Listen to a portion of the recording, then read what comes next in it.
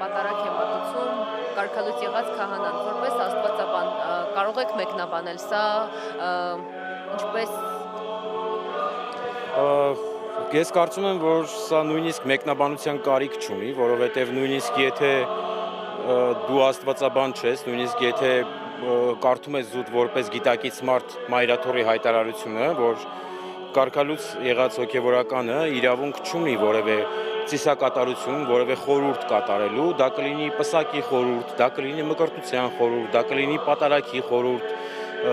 դա կլինի ուղղակի որևէ կարգ քրիստոնեական, դա կլինի թաղում, նրա արած որևէ կարգ, որևէ խորհուրդ վավեր չէ հայ եկեղեցու կողմից։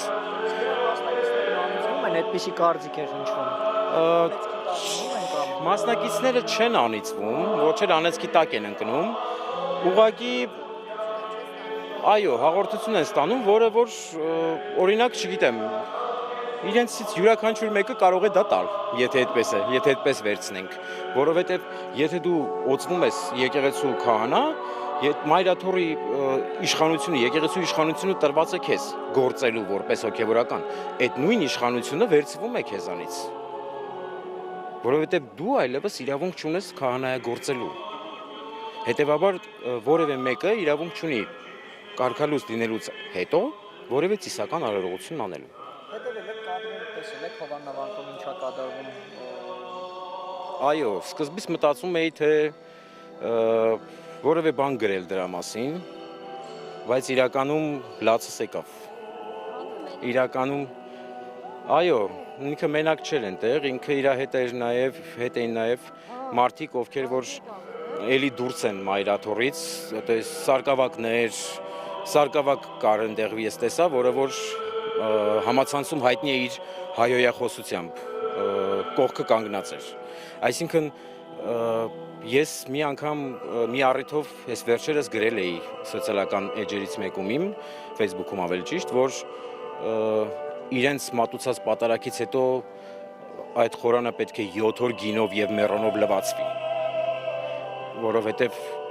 դա սրբապղծություն է։ ինչ են փորձում անել եկեղեցու ներսում այլ եկեղեցու հիմնել առանձնանալ Մայրաթորից, ինչ են անում Հովանավանքում։ Հովանավանքում այս պահին կատարվում է մի բան, որը որ հայ եկեղեցում երկար ժամանակ նմանատիպ բան չի եղել։ Այսինքն փորձում են հակաթոռ ինչ-որ մի բան ստեղծել, բայց ինչպես որ մի անգամ Հովանավանքի այսօրվա հոգևորականներից նշանակված Տեր Մանուկը ասեց, եթե նույնիսկ վեհապարին բանտարկեն, բանտը կլինի վեհարան։ Սա միանշանակ է, բայց կարծում եմ, որ հայ եկեղեցին դարեր շարունակ գոյատևել է եւ նմանատիպ փոթորիկներ, նմանատիպ քամիներ հայ եկեղեցու գլխով վաղուց անցել են եւ իրենց, այսպես ասած, խոփը քարին է հանդիպել։ Մայրաթորը այն վեմն է, որին որ կպնում ու փշրվում է։ Այս վիճակը համեմատում են Ուկրաինայում տարիներ առաջ սկսված եւ գրեթե ավարտին հասցված վիճակի հետ, ուղղափառ եկեղեցին կիսում են, բաժանում են։ Հայաստանում մեկնարկածը նույն հանգուցալուծման համար է արվում հիմա։ Տեսեք, մենք վրացական հեղափոխության ժամանակ տեսանք, որ փորձեցին եկեղեցին ճնշել, բայց քանի որ Իլյա պատրիարքը շատ հզոր էր, չկարողացան։ Մենք տեսանք ուկրաինական եկեղեցին փորձում են ճնշել, նույն Զելենսկին փորձում է ճնշել ուկրաինական եկեղեցին։ Մենք տեսանք հոգևորականների քաշքշոց, հոգևորականների բանտարկություններ եւ այլն եւ այլն։ Մենք նույնը տեսանք Մոլդովայում ամիսներ առաջ։ Մենք այսօր նույնը տեսնում ենք Հայաստանում, չնայած որ Հայաստանում այն սկսվել է դեռ 2018 թվականից,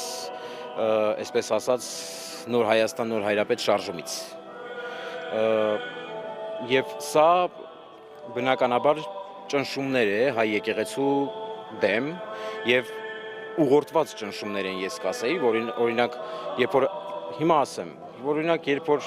մենք մայիսի 27-ին, որքան հիշում եմ, այս տարվա մայիսի 27-ին Փաշազադեն արեց հայտարարություն եւ անմիջապես մայիսի 28-ին եղավ եկեղեցին Չուլաններ արտահայտությունը։ Եվ դրանից հետո սկսվեց այս ամեն ինչը։ Մայիսի 27-ին նաև Գաղափար Հայրապետի ելույթն էր Բեռնում, որտեղ նա խոսում էր Արցախահայերի վերադարձի իրավ ընդհանրապես արցախցիների իրավունքների մասին։ Տեսեք, վեհապարը բոլոր տեղերում է խոսում։ Արցախի մասին, արցախցիների մասին, գրեթե բոլոր տեղերում խոսվում է այս ամեն ինչը։ Դրա համար իրենք մի տեսակ չեն համակերպվում այս ամենի հետ։ Այսինքն, եթե Փաշազադեն անում է արտահայտություն, որ հայ եկեղեցին սպառնալիք է տարածաշրջանի համար, դրանից անմիջապես հետո սկսվում է այս ամեն ինչը։ Հետևաբար ես որպես քրիստոնյա եկեղեցու զավակ իրավունք ունեմ նմանատիպ կարծիք կազմելու, որ սա ուղղորդված է նույն ադրբեջանական եւ թուրքական ուժերի կողմից։ Նորից անդրադառնանք Հովաննավանքում տեղի ունեցողին, եթե տեսել եք կադրերը Նիկոլ Փաշինյանին գալուց անմիջապես ուղեկցում է Պաշտպանության նախարար Սուրեն Պաբիգյանը, ըստ որոշ վերլուծաբանների այդտեղ ուղիղ մեսիջ կա գնդերեցների ինստիտուտին, դուք որևէ բան կասեք այս իմաստով, օրինակ հաշվի առնելով, որ վեհապարին դուք ինքներդ գիտեք ինչպես են դիմում եւ նրա օծած քահանաներն այսօր ծառայության են նաեւ մեր զորամասերում որպես գնդերեցներ, ինչ զարգացումների սպասել եք ձեզ։ Ես այս իշխանություններից սպասում եմ բոլոր տեսակի զարգացումների։ Եթե այսօր ուղիղ ազատ խոսքի համար 2 տարի անիմաստ 2 տարի կալանավորվում է Միքայել Սրբազանը, եթե այսօր չափածուցված մի կտրտած եւ մոնտաժ արած ձայնագրության համար դատվում է Բագրատ Սրբազանը եւ իր հետի 17 արդարները, եթե այսօր քահանաները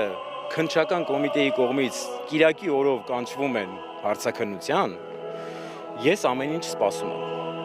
Եթե այսօր կալանավորված է Մկրտիչ Սրբազանը 2 ամսով, եթե կալանավորված է Տեր Գարեգինը 2 ամսով, գնդերեցների պարագան կարծում եմ բոլորին ակնհայտ է, որ կարող է լինել նաև այդ։ Հովաննավանքում ամեն դեպքում մարդաշատ է, ճիշտ է, խոսում են, որ որոշակի ռեսուրսների կիրառման մարդիկ հավաքվել են։ Ձեր կարծիքով ենթադրենք այսօր այդպես է, հաջորդ կիրակի նորից այդպես է լինելու, հաջորդ չի լինի։ Ինչու՞։ Որովհետև այն ինչ կատարվում է այսօր Հովաննավանքում, այն ինչ կատարվում է այսօր եկեղեցու շուրջ, սա մեկ մարդու կամք է եւ զուտ ձևական բնույթ է կրում։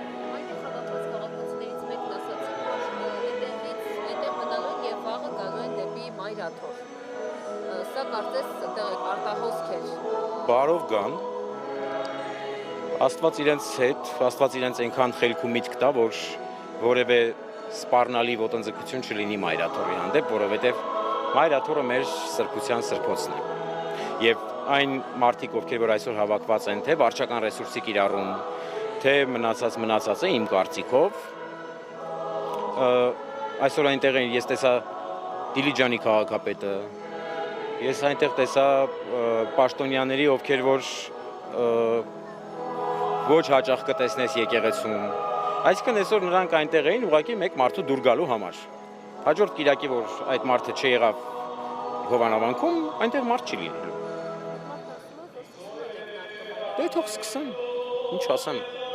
չեմ կարող որևէ մեկնություն անել իր խոսքերին։